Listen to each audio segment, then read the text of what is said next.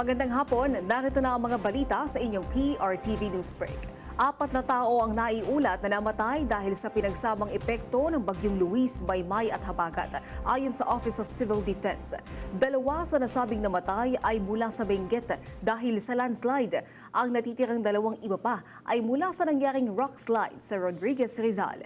Isa naman ang naiulat na sugatan sa Benguet dahil sa landslide. Walang naitalang missing persons.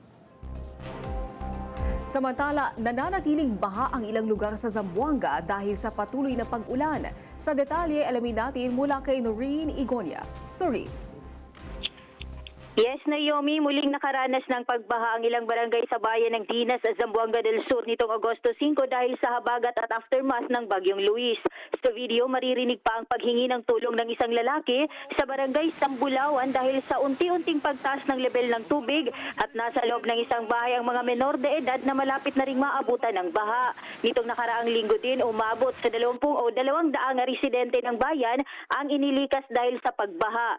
Samantala, nagdeklara naman ng state of calamity ang bayan ng Buluan, Maguindanao del Sur nitong Agosto 4 matapos binaha ang malaking bahagi ng kanilang bayan dahil sa pag-apaw ng Buluan River, bunsod ng sunod-sunod na pag-ulan ng nakaraang linggo dahil sa habagat. Sa ngayon ay nasa evacuation center ang 400 sa 4,700 na pamilya na naapektuhan ng pagbaha. Tuloy-tuloy naman ang pamamahagi ng tulong ng lokal na pamahalaan sa mga residente doon. Ako si Noreen Igonia ng PRTV News, nagseserbisyo para sa Pilipino. Maraming salamat, Noreen Igonia.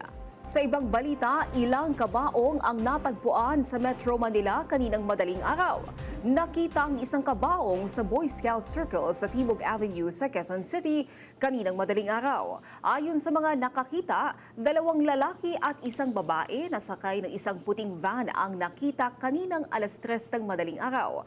May isa ding natagpuan malapit sa Chinese Embassy sa Makati City na may pulang bandila at nakalagay ang mga salitang greedy at salot.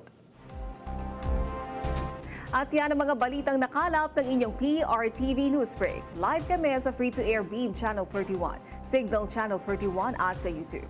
Tumutok din sa aming social media accounts sa Instagram, Facebook at TikTok sa @PRTV Prime Media.